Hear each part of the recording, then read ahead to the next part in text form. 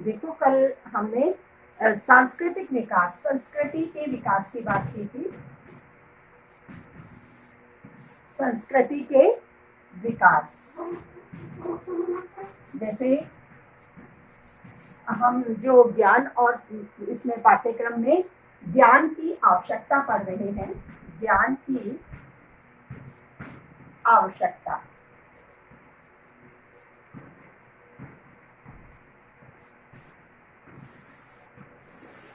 हम ज्ञान की आवश्यकता टॉपिक पढ़ रहे हैं, जिसमें हमने कल संस्कृति के विकास की बात की थी। संस्कृति के विकास के माध्यम से किस प्रकार बालकों का सांस्कृतिक विकास, बालकों का सांस्कृतिक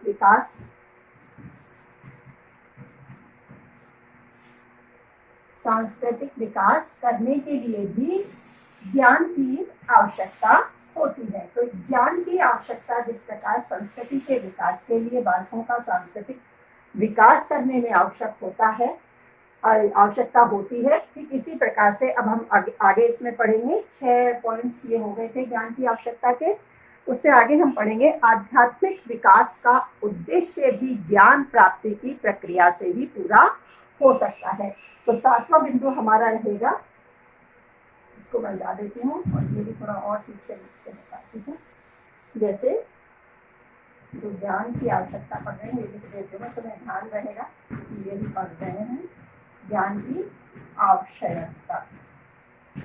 ठीक है, अब इसमें हमारा जो अगला टॉपिक चल रहा है, 7वां बिंदु है आध्यात्मिक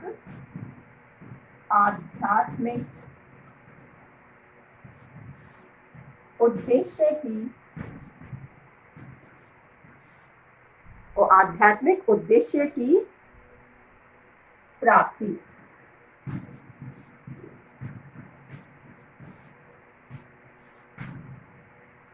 या इस तरह से भी कह सकते हैं जैसे आध्यात्मिक विकास के उद्देश्य की प्राप्ति, जैसे विकास के उद्देश्य की प्राप्ति है, ज्यादा ठीक रहेगा ऐसे लिखेंगे तो ये आध्यात्मिक विकास के उद्देश्य की प्राप्ति भी किससे हो सकेगी? ज्ञान से हो सकेगी, क्योंकि जब ज्ञान की प्रक्रिया, ज्ञान के माध्यम से ही हम किसी न किसी प्रकार का जो आध्यात्मिकता का ज्ञान है वो भी प्राप्त किया जा सकता है। कैसे प्राप्त कर सकते हैं? जैसे विभिन्न शिक्षाविद हैं, विभिन्न आध्यात्मिक दार्शनिक हैं, उन दार्शनिकों के विचारों को, उनका जो तथ्यात्मक सैद्धांतिक ज्ञान है, जो शिक्षाविद हैं, उन शिक्षाविदों को का ज्ञान भी किसके माध्यम से दिया जा सकता है? ज्ञान के माध्यम से दिया जा सकता है। तो ज्ञान के माध्यम से जो उनके विचार हैं शिक्षाविदों के, वो बालकों को समझाए जाते हैं, उनसे संबंधित प्रेरणास्पद बातें उन्हें बताई जाती हैं। तो उनके उस जैसे जो दार्शनिक है, शिक्षाविद हैं, दार्शनिक और शिक्षाविद, तो इनका जो तथ्यात्मक और परिचयात्मक ज्ञान बालकों को दिया जाता है, उससे उन बालकों में नैतिक और मानवीय गुणों का विकास होता है। नैतिक और मानवीय गुणों का विकास होता है, जिससे कि अपने आप आध्यात्मिक विकास का मार्ग प्रशस्त हो जाता है, क्योंकि उनके विचारों से प्रेरित होकर, उनकी जीवनचर्या से प्रेरित होकर, उनके विचार किस तरह से जीवन के लक्ष्य को प्राप्त करने में करवाते हैं, सफलता हासिल करवाते हैं, तो उनसे प्रेरित होकर जैसे बालक जो नैतिक मानवीय गुणों को सीखते हैं, तो उन गुणों को सीखने से अपने आप ही मानो उनका आध्यात्मिक विकास होने लगता है। तो इस प्रकार कई दार्शनिक और शिक्षाविद हैं, उनके विचारों को बालक आत्मसात कर लेते हैं, सीख लेते हैं और उनका आध्यात्मिक विकास होने लगता है। तो इस सब के लिए भी ज्ञान की आवश्यकता होती है, क्योंकि इनके जो विचार हैं वो ज्ञान के माध्यम से ही प्राप्त किए जाते हैं। वो विचार भी क्या है? एक प्रकार का ज्ञान ही है जो बालकों तक पहुंचाया जाता है। नेक्स्ट बिंदु पढ़ेंगे हम, छात्रों के संतुलित विकास के लिए। इसको बता देती हूँ।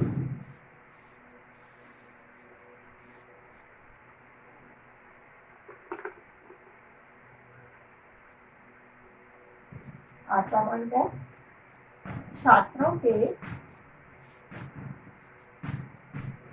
संतुलित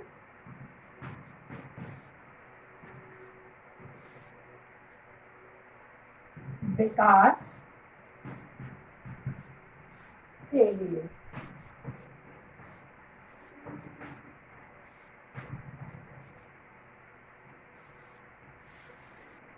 अब छात्रों का संतुलित विकास से अर्थ हम क्या ले सकते हैं? संतुलित विकास से अर्थ एक तरह से बालकों का शारीरिक और मानसिक, आध्यात्मिक, बौद्धिक, जैसे हम जो सर्वांगीण विकास की बात करते हैं तो सभी प्रकार से बालक का पूर्ण रूप से विकास होना ही क्या होगा? संतुलित विकास होगा। तो किस प्रकार से तीनों प्रकार का ज्ञान, जैसे ये प्रक्रिया भी कैसे आधारित हो गई? ज्ञान से, क्योंकि सभी प्रकार का जो विकास है वो बालक का किस प्रकार से होगा? सभी तरह के इस प्रक्रियाओं का उन्हें ज्ञान दिया जाना, जैसे सभी प्रक्रियाओं का, या कहें और तीनों प्रक्रिया, तीनों से भी अब शारीरिक, मानसिक, आध्यात्मिक सभी प्रक्रियाएं हैं। तो इन सभी प्रक्रियाओं से संबंधित जो ज्ञान है, तो जो ज्ञान बालकों को दिया जाएगा उससे उन बालकों की जो शारीरिक क्षमता है वह भी विकसित होगी। जैसे कैसे होगी थोड़ा सा बता देती हूँ। शारीरिक क्षमता, जैसे हमने कई शारीरिक खेल क्रियाओं की बात की है जो पाठ्य सहगामी, जैसे कल मैंने बताया था कि हम बालकों को विद्यालयी ज्ञान देने के साथ साथ पाठ्य सहगामी क्रियाओं को भी उनको पाठ्य सहगामी क्रियाओं को भी हम विद्यालय में संपन्न करवाते हैं। उन पाठ्य सहगामी क्रियाओं में कई प्रकार के खेल होते हैं, खेल हो सकते हैं, कई प्रतियोगिताएं हो सकती है, कई सारी है चीजें जिनसे बालकों का शारीरिक विकास पूर्ण होता है। एक तरह से वो स्फूर्तिमान बनते हैं, हस्तपुष्ट बनते हैं। तो इस तरह से उनका शारीरिक विकास भी फिर किस पर आधारित हो गया?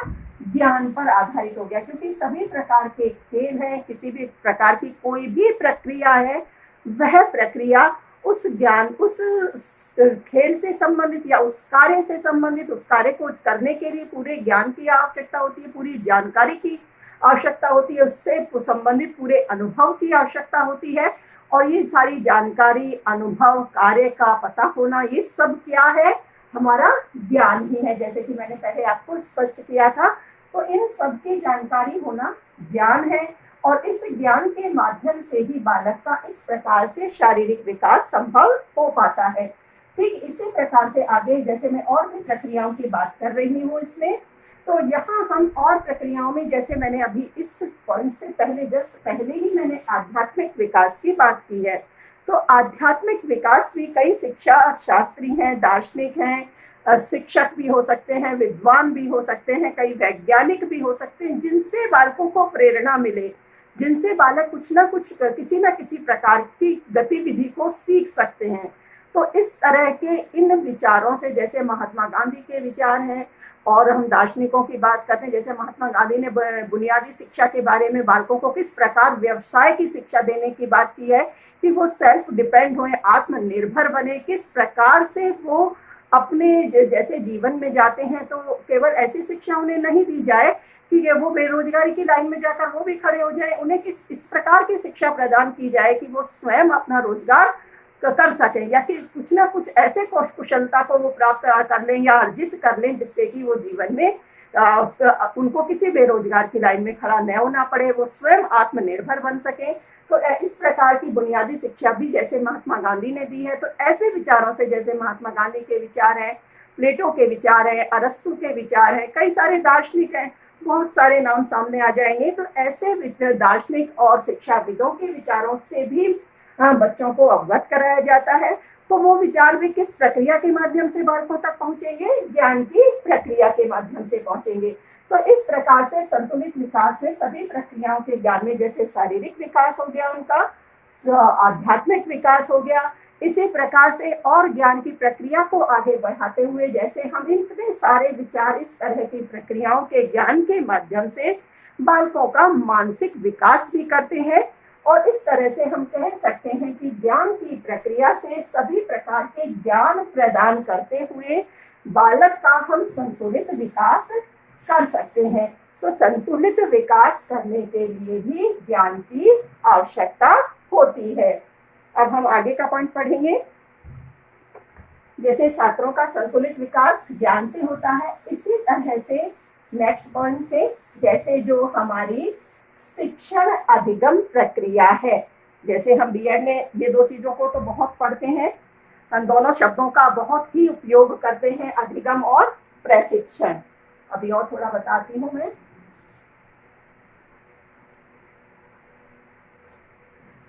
जैसे नवा पॉइंट जो है हमारा शिक्षण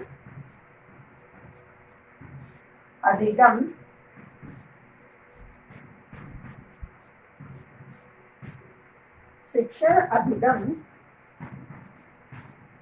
प्रक्रिया को प्रभावी बनाने के लिए, शिक्षण अधिगम प्रक्रिया को या प्रक्रिया की प्रभावशीलता के लिए, इस तरह से लिखेंगे, प्रभावशीलता के लिए,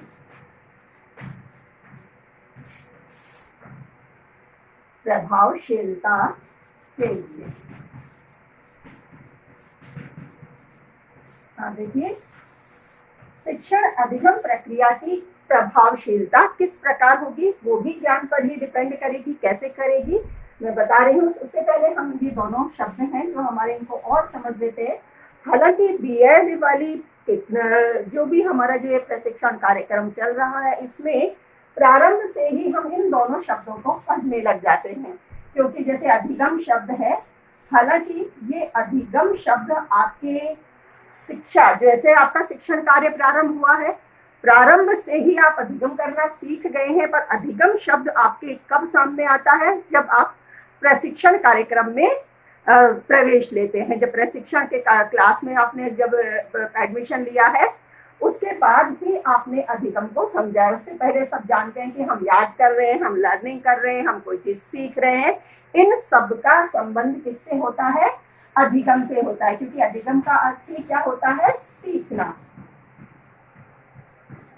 और हम बालकों को क्या करवाते हैं, छात्रों को क्या करवाते हैं, अधिगम करवाते हैं। और क्योंकि शिक्षक है, वो क्या करते हैं, शिक्षण कार्य करते हैं, सिखाने का कार्य करते हैं। ये तो सीखना है। और ये शिक्षण, जैसे ये शब्द किससे बना है, बाकी और सब्जेक्ट्स में जहाँ शिक्षा पढ़ाई जा रही है, शिक्षा का अर्थ बताया जा रहा है, तो वहाँ इन सब चीजों को स्पष्ट कर दिया। जैसे आपके साइकोलॉजी में अधिगम और शिक्षण एक अलग बुक है, उसमें भी अलग से इन चीजों को बता दिया जाता है। फिर भी बस थोड़ा सा मैं बता देती हूँ। जैसे शिक्षण आपका शिक्ष धातु से बना है, जिसका अर्थ ही क्या होता है, सीखना, है ना। तो इस सीखने शब्द से ही यहाँ शिक्षण कार्य है जो शिक्ष से बना है या सिखाने से है। जैसे अधिगम से सीखना हो गया है, ये सिखाने से है। अर्थात क्या कार्यक्रम हो गया इसमें, सीखना और सिखाना, यानी सीखना और सिखाने की जो प्रक्रिया है, उसकी प्रभावशीलता भी किस पर आधारित होती है, ज्ञान की प्रक्रिया पर। क्योंकि ज्ञान के माध्यम से ही कोई भी ज्ञान है वो किसी को सिखाया जा सकता है। और सीखने वाले जो छात्र हैं वो भी उस ज्ञान को कब सीखेंगे, जब वो किसी ना किसी प्रकार का ज्ञान रखते हैं। यानी उन्हें भी ज्ञान की आवश्यकता होती है और शिक्षक को भी ज्ञान की आवश्यकता होती है। इसलिए शिक्षण अधिगम प्रक्रिया की प्रभावशीलता कब होगी, जब दोनों ही में, जैसे शिक्षक में भी और छात्र में भी, शिक्षक और छात्र दोनों में ही ज्ञान की जो आवश्यक रूप से जो ज्ञान की अपेक्षा है वो होती है। जैसे मानो कोई चीज पढ़ाई जा रही है, सिखाई जा रही है, तो शिक्षक में उन पढ़ाई जाने वाली विषय वस्तु से संबंधित समस्त कौशलों का विकास होना चाहिए। उन कौशलों की कुशलता से ही वह छात्रों को भली भांति ठीक प्रकार से सिखा सकते हैं।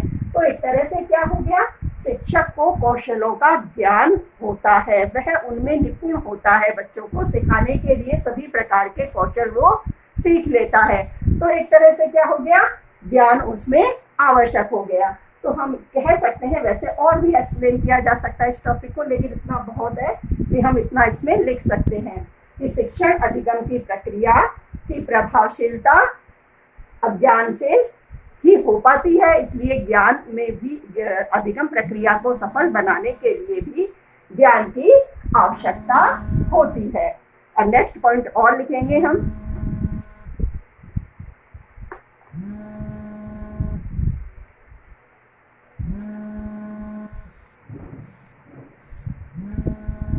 समायोजन की क्षमता विकसित करने में भी जैसे ज्ञान की आवश्यकता होती है। हाँ देखो, समायोजन की क्षमता विकसित करने में भी ज्ञान की आवश्यकता होती है। जैसे मानो बालक विद्यालय में जब प्रवेश करता है, विभिन्न प्रकार के जो बालक केवल एक ही प्रकार के व्यवहार प्रदर्शित नहीं करता, कई प्रकार के कार्यों को करता है, कई प्रकार के उसके व्यवहार होते हैं, तो विभिन्न प्रकार के व्यवहारों को भी वो प्रदर्शित करता है। तो किस प्रकार, जैसे परिवार के वातावरण से वो जब विद्यालय के वातावरण में आता है, तो किस प्रकार विद्यालय के वातावरण में कक्षा में भी उसे अलग तरह के व्यवहार प्रदर्शित करने होते हैं। विद्यालय में अन्य बालकों के साथ भी अलग प्रकार की उसकी क्रिया विधियां होती हैं। तो ऐसे किस तरह से बालक जब परिवार में रहता है और परिवार को छोड़ता है, तो विद्यालय में आकर कैसे उसे समायोजन करना पड़ता है। तो ये प्रक्रिया भी धीरे धीरे ज्ञान के माध्यम से विकसित होती जाती है। ये तो एक छोटा स्तर है।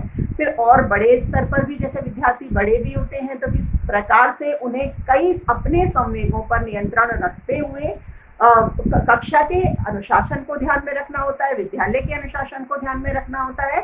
जैसे एक छोटा सा उदाहरण मैं बता दूं कि मानो बालक है, छोटा है, उसका मन पढ़ने का नहीं है, और मानो उसका मन हो रहा है कि वह कोई कहानी सुने, लेकिन शिक्षक क्या करता है, शिक्षक है उसको कहानी नहीं सुनानी है, उसे पढ़ाना ही है, क्योंकि उसे अपना कोर्स भी आगे करवाना है। मानो मन नहीं है शिक्षक का। कई बार विद्यार्थियों की रुचि के अनुसार शिक्षक भी उनके अनुसार उनकी कुछ कहानियां सुनाकर अपने कक्षा के वातावरण को बनाने के लिए वह इस तरह का कार्य कर लेता है और अपना एटमॉस्फेयर तैयार करता है कि वह बच्चे और अधिगम कर पाते हैं।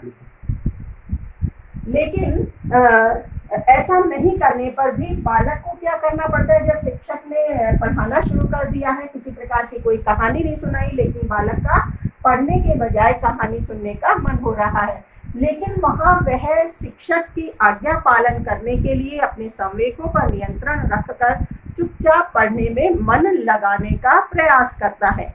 इस तरह से अपने आप को वो कक्षा के वातावरण में समायोजित करने लगता है। इसी तरह के कई और एग्जाम्पल हैं जहां वह अपने मन को नियंत्रित करके समायोजित करने का प्रयास करता है। तो इस तरह से यहाँ भी इस ज्ञान की आवश्यकता होती है। तो धीरे धीरे समायोजन की क्षमता विकसित भी किस प्रकार से हो पाती है, ज्ञान के माध्यम से होती है। अब नेक्स्ट टॉपिक लिखेंगे,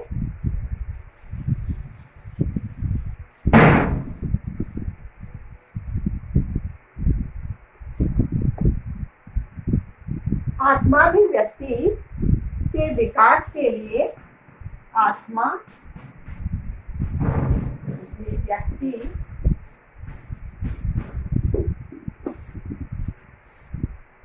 के विकास के लिए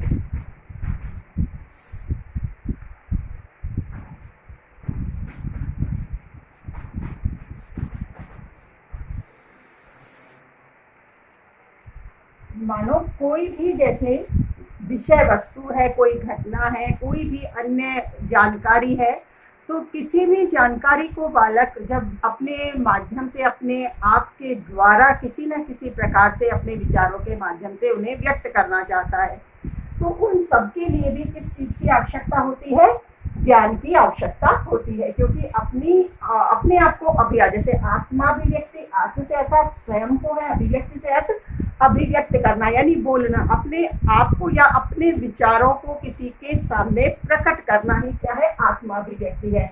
तो इस आत्माभिव्यक्ति की क्षमता का विकास भी किसके माध्यम से होगा, ज्ञान के माध्यम से ही हो सकेगा।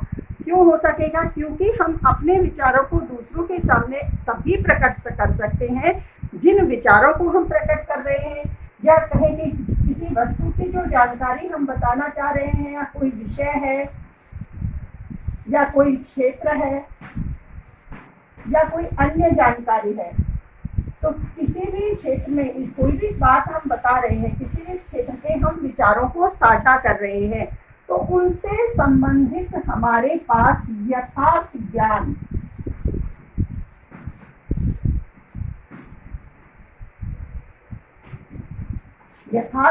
या पूरी यथार्थ जानकारी होना आवश्यक है। जब हमारे पास उनसे संबंधित यथार्थ जानकारी होगी या कोई जानकारी होगी, विचार होंगे, तभी हम उन विचारों को व्यक्त कर सकते हैं। अर्थात आत्माभिव्यक्ति की क्षमता के विकास के लिए भी किसकी आवश्यकता होगी? ज्ञान की आवश्यकता होगी। जैसे अब नेक्स्ट और टॉपिक पढ़ लेते हैं, इसमें अवकाश का सदुपयोग।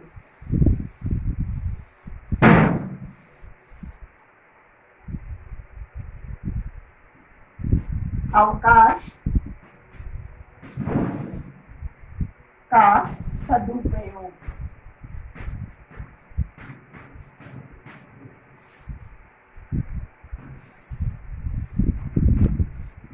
अवकाश का सदुपयोग भी कब किया जा सकता है? जब हम किसी न किसी प्रकार के ज्ञान को उपयोग में लेते हैं। जैसे अवकाश में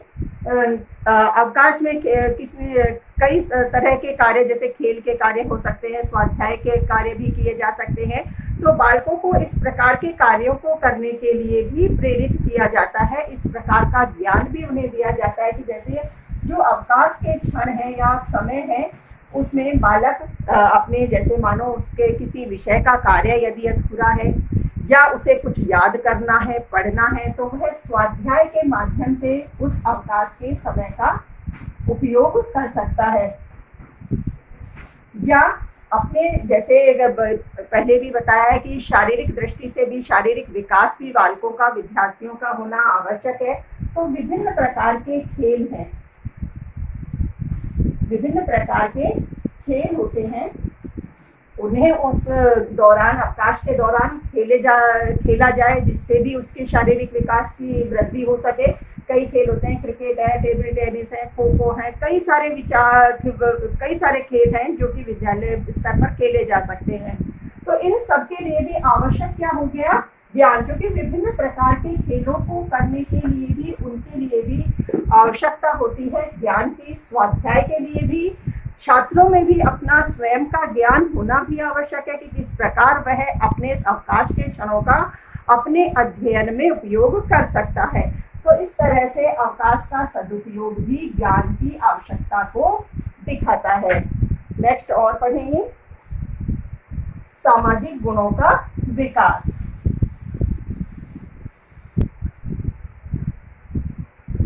सामाजिक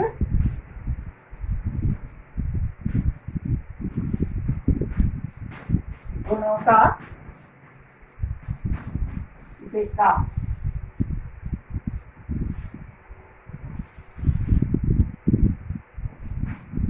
सामाजिक गुणों के विकास में भी जैसे कई तरह के सामुदायिक कार्यक्रम होते हैं, जिनमें विद्यार्थियों को भाग लेने के लिए कहा जाता है, या विद्यालय स्तर पर भी इस प्रकार के कार्यक्रम आयोजित करवाए जाते हैं, जिससे विद्यार्थी उनमें भाग लेता है। प्रत्यक्ष रूप से उन कार्यक्रमों में किस प्रकार के कार्य किए जा रहे हैं, किस प्रकार की गतिविधियां की जा रही हैं, इससे उनमें अपने आप, जैसे कई सारे विद्यार्थी सामूहिक रूप से कार्य करते हैं उसमें, तो उन सब में जैसे इस तरह के सामाजिक गुणों का भी विकास हो पाता है। प्रेम है, सहयोग की भावना है, इस तरह से मिलकर काम करना है।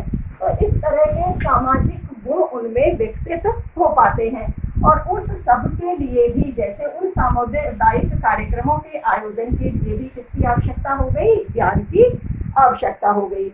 इस प्रकार से जैसे देखो, हम ये कह सकते हैं कि सभी प्रकार के कार्यों को पूर्ण करने के लिए, या कहें शिक्षण अधिगम प्रक्रिया को प्रभावी बनाने के लिए, विद्यालय की व्यवस्था को सुचारू रूप से ठीक प्रकार से चलाने के लिए, बालकों का, छात्रों का सर्वांगीण विकास करने के लिए, सभी प्रकार के लिए ज्ञान की आवश्यकता होती है। ज्ञान के महत्व को, आवश्यकता को हम अस्वीकार नहीं कर सकते।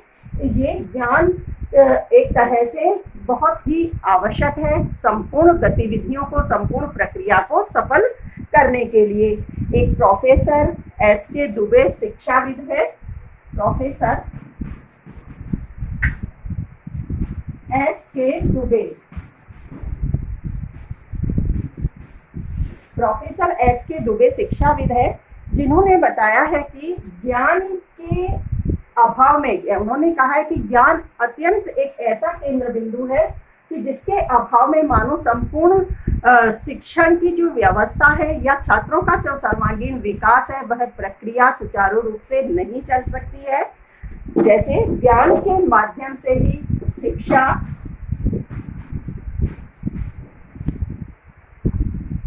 समाज,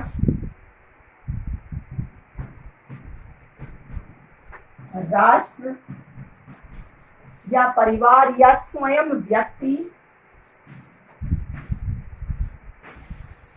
सभी के कार्यों को भलीभांति सुचारू रूप से, महत्वपूर्ण रूप से एक तरह से किस प्रकार संपन्न किया जा सकता है, ज्ञान के माध्यम से ही किया जा सकता है। इसीलिए ज्ञान की शिक्षा समाज, राष्ट्र और व्यक्ति की दृष्टि से महती आवश्यकता होती है। इसी से सभी प्रकार के गुणों को विकसित किया जाता है। ठीक है, अब ज्ञान की आवश्यकता और महत्व हमारे कंप्लीट हो गए हैं और इससे आगे का टॉपिक हम कल पढ़ेंगे।